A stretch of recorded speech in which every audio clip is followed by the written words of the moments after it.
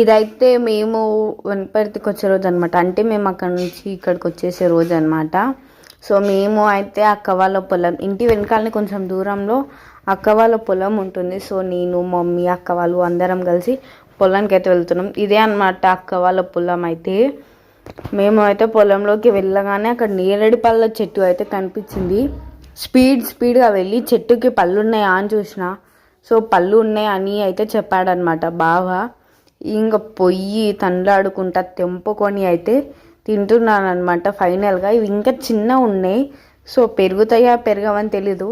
మా బావ టాలెంట్ చూడండి, బీర్ తాగి ఇలా అయితే పెట్టాడు చెట్టు చుట్టుముట్టు.